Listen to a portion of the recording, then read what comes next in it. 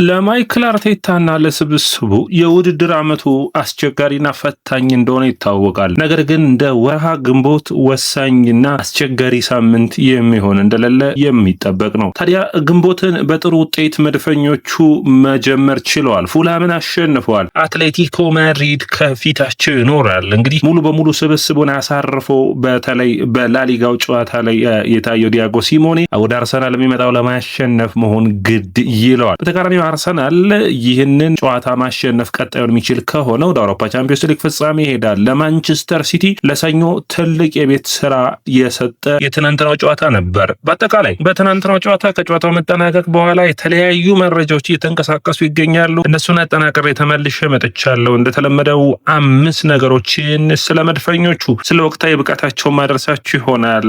አንድ ብለን በማን እንጀምር? ማይልስ ሉዊስ ስካሊ። እንግዲህ ስለ ውድድር ዓመቱ አርሰናል ሲታሰብ 2-3 ነጥቦችን ማንሳት ያስፈልጋል። ስካሊ በግራ መስመር በኩል 3ኛ ተመራጭ ሆኖ በውድድር ዓመቱ ላይ በተለይ አርቴታ በኤፍኤ ካፕ እና እንዲሁም በካራባኦ ካፕ ጨዋታዎች ይህንን ተጫዋች የአማካኝነት ቦታን ለመስጠት ሙከራዎችን ሲያደርግ ነበር። ነገር ግን በመጨረሻ ምርጫ እንደሌለውና በትሬኒንግ በስልጠናዎች ወቅት የሚያሳየው ብቃት ደግሞ ተመራጭ እንዳደረገው ነው። እንግዲህ ማይክል አርቴታ ትናንት እንኳን እድል ስለሰጠውና ለምን ዘገየህ የሚል አስተያየቶችን ቀርቦ ነበር። እንግዲህ ስካሊ ላይ ትንሽ ጨካኙኝ ሊሆን ይችላል። ነገር ግን መርሳት የለባችሁም የዛሬውን ጨዋታ ብንሸነፍ ለምሳሌ ብዙዎቻችሁ ለምን ይህንን የ19 ዓመት ታዳጊ ተጫዋች አሰለፍክ ብላችሁ ተወቅሱኝ ነበር የሚል አስተያየት ሰጥቷል። እንግዲህ አርቴታ ልክ ነው። እግር ኳስ በሁለቱም ጽንፎች መካከል ያለው ልዩነት በጣም ጠባብ ነው። ሪስክ ወስደህ ታዳጊ ተጫዋቾችን ስታሰለፍ ውጤታማ ሲሆኑ በጣም ትደነቃለህ። ውጤታማ ካልሆኑ ግን ደጋፊዎቹ ከባድ የሆነ ተቃውሞን ይመጣል። በተለይ ደግሞ እንደ አርሰናል ላለ በቀጭን ገመድ ላይ እየሄደ ላለ ቡድን ምክንያቱም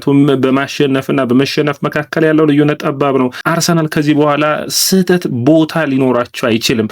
ምክንያቱም ማንቸስተር ሲቲ ነው። ኤርሊንግ ብራውት ሃላንድ፣ ሮድሪ፣ ፈርናንዶ ሲልቫ መረሳት የለባቸውም። አሰልጣኙ ፔፕ ጋርዲዮላ ነው።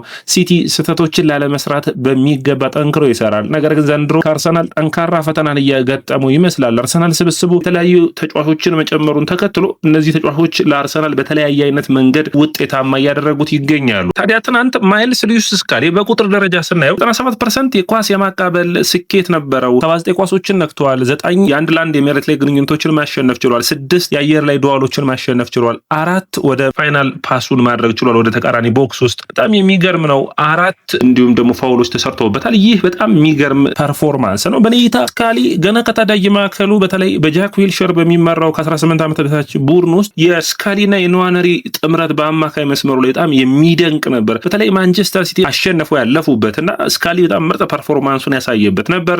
ስካሊ እንግዲህ ወደ ማንቸስተር ወደ ተለያዩ ቡድኖች ሲጠቆም ነበር። በኔታ ግን አርሰናል ቀጣዩ ዙብሜንዲና ስካሊ ናቸው። ለቀጣይ ዓመታት በአማካይ መስመር ላይ የሚፎካከሩ የሚመስለኝ። ስካሊ እንግዲህ ከታዳጊ እነሱ አንስቶ አማካይ መስመር ተጫዋች ሆኖ እንዳደገ ይታወቃል። ስለዚህ አንዴ ደግሞ አማካኝ ሆኖ ለተጫወተ ተጫዋች ሁሌም አማካይ ነው። ምክንያቱም እግር ኳስን የምትረዳው የአማካይ መስመር ተጫዋች ስትሆን ነው። ምክንያቱም ማጥቃትና መከላከሉን ማመጣጠል ላይ በጣም ታተኩራለህና የአማካይ ተጫዋች ወደ ማጥቃት ቢሄድ ሁለቱንም ማመዛዘን የሚችል ይሆናልና ስካሊ በሚገባ ትናንት ሽፋኖችን ሲሰጥ ይታይ ነበር። ስለዚህ አርሰናሎች በ8 ቁጥር ቦታ ጥሩ ሽፋን ያገኙ ይመስለኛል።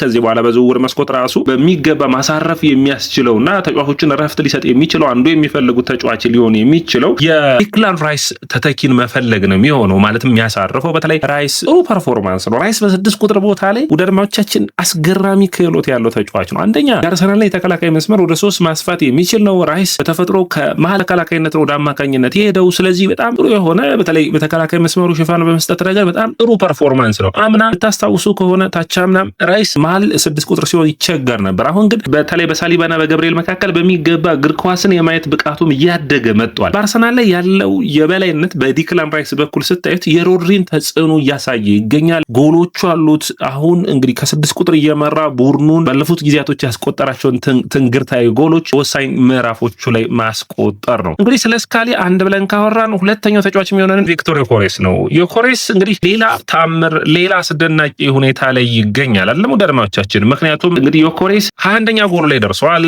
በጣም የሚገርም ነው። 21 ጎሎች ላይ መድረሱ አይደለም ወደ አድማጮቻችን የሚገርመው ስለ ዮኬሬስ ስናነሳ ዮኬሬስ በ2026 ሃሪ ኬን 24 ጎሎችን አስቆጥሯል። ቪክተር ዮኬሬስ 18 ጎሎችን አስቆጥሯል። ይህ አስደናቂ ቁጥራዊ መረጃ ነው። ሃላንድ 10 ነው ወዳጆቻችን። ከሃላንድ በ8 ጎሎች የተለየ ያደርገዋል። አርሰናል ባለፉት ጨዋታዎች ላይ የበላይነት ሲወስድ የዚህ ተጫዋች ሚና የተለየ ነው ማለት ይቻላል። ቪክተር ዮኬሬስ ኳሱን የሚጨርስበት መንገድ፣ ጎሎችን የሚያስቆጥርበት መንገድ ለማይክል አርቴታና ለቪክተር ዮኬሬስ አሁን ጊዜያቶቹ ጥሩ እየሆኑ ይመስላል። ከዛዎች እንግዲህ መነሳት የሚጠበቅባቸው ነጥብ ወዳጆቻችን ዮኬሬስ በአርሰናል ታሪክ በቅርብ ጊዜ የምናውቀው ሳንቼዝን ነው 25 ጎሎችን በመጀመሪያው በፈረመበት የውድድር ዓመት ያስቆጠረው።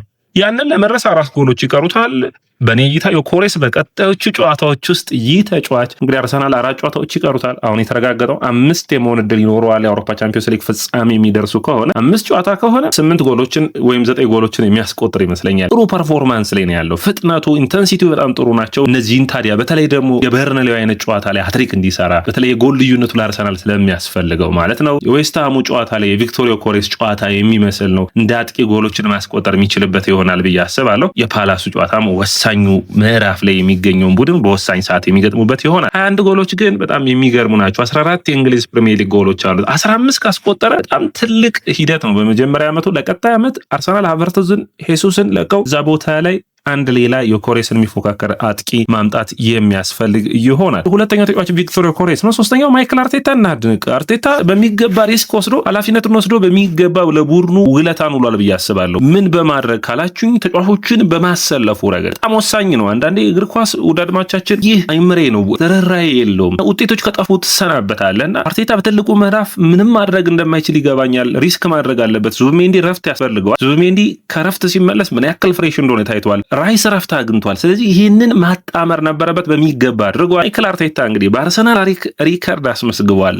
አርሰናል እንግዲህ በአንድ የውድድር ዓመት 40 ጨዋታዎችን ማሸነፍ ችሏል። ይህ በ2001-2002 39 ጨዋታዎችን ካሸነፉበት በኋላ 58 ጨዋታዎች 40 ጨዋታዎችን ማሸነፍ ችሏል። ይህ በአርሰናል ታሪክ የመጀመሪያ ነው። በጣም አስደሳች ነው። ማይክል አርቴታ አሁን ዋንጫ ነው የሚያስፈልገው፣ ሌላውን ነገሮች በሙሉ ማድረግ የቻለበት ነው ብዬ አስባለሁ። እንግዲህ በአጠቃላይ እንደ ቡድን በፐርፎርማንስ የተለያየ አይነት ሁኔታዎች ውስጥ ማንሳት የሚጠበቅብን ነጥቦች አንዱ እንግዲህ እግር ኳስ በፍጥነት የሚሄድ ስፖርት ነውና ምን አይነት ውጤታማ እንቅስቃሴን ታደርጋለህ የሚለው ነው እንዳሰልጣኝ አርቴታ ታዲያ በትናንትናው ጨዋታ ላይ በጣም የተለየ ብቃቱን ያሳየው እንግዲህ በጨዋታው ላይ አንደኛ ብዙ ኤክስጂ ፈጥሯል። አርሰናል 2.39 ኤክስጂ ነው የፈጠረው። በጣም የሚገርም ነው። ይህ በውድድር ዓመቱ 3ኛው ነው የሚሆነው። ከዚህ በፊት በበርንማውዝ እና በቼልሲ እንዲሁም 2.39 ተፈጥሮ ነበር።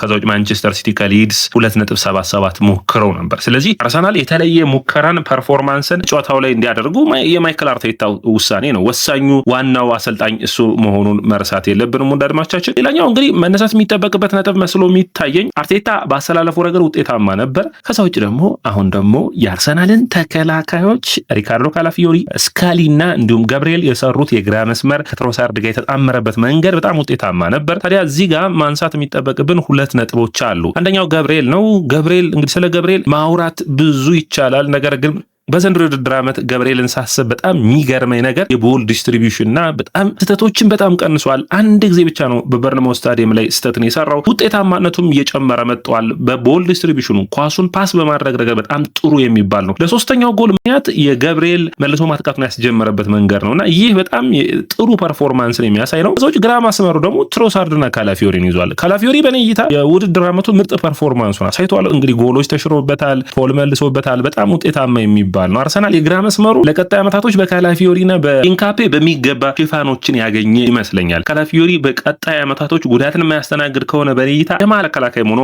መጫወት የሚችልበት እድል እንዳለ መረሳት የለበትም። ያ ደግሞ በጥሩ የገብርኤል ሽፋን የሚሆን ነው። ሌላኛው እንግዲህ ትሮሳርድ ነው። ከባለፉት ጨዋታዎች አንጻር ስለ ትሮሳርድ ስናወራ እንግዲህ በጣም በጥሩ ፐርፎርማንስ በመጀመሪያው አጋማሽ ትሮሳርድ በ2026 ደካማ ብቃትን ካሳዩ ተጫዋቾች ውስጥ አንዱ ነው። ውድድር ዓመቱ መጀመሪያ ላይ ምርጥ ነበር። እንግዲህ 100% የሚሆኑ ኳሶችን ተጫዋቾችን 6 ጊዜ ማለፍ ችሏል። ኳሱን ይዞ ይቆይ ነበር። አርሰናል ኳሱን ይዞ እንዲረጋጋ አድርጎታል። ድሎችን ለመፍጠር ሞክሯል። ለሹት ለማድረግ ጎሎችን ለማስቆጠር ጥድፊያ ላይ ነበር። ነገር ግን ያ ሲሳካለት አላየንም። እንግዲህ ቪክቶር ዮኬሬስ አሁን በዚህ የውድድር ዓመት ላይ በጣም በጥሩ ሁኔታ ከትሮሳርድ ጋር መጣመር ችሏል። ሳጥን የሚላኩ ኳሶች ናቸው ለዚህ ተጫዋች ወሳኝና ጥሩ ፐርፎርማንስ እንዲያሳይ ያደረጉት። ሁሌም እንደምንለው ደግሞ ማንሳት የሚጠበቅብን የሚመስለኝ አርሰናል ተነስቶ ሳሊባን አለማንሳት። ሳሊባም አሁንም ሳሊባን ለምደነዋል እኮ በእግር ኳስ ሳሊባ በጣም አርሰናል ማለት ሳይኖር ሲቀር ነው ልዩነቱ የሚገባ። ዘንድሮ አርሰናል በተለይ ጋብሪኤልና ሳሊባን አፈራርቆ በውድድር ዓመቱ መጨረሻ ላይ ሁለቱንም ተጫዋቾች ያደረሰበት ፐርፎርማንስ በጣም ጥሩ የሚባል ነው። በኔጌታ ፔፕ እንዲሁም የተበላው የሚመስለኝ አንዱ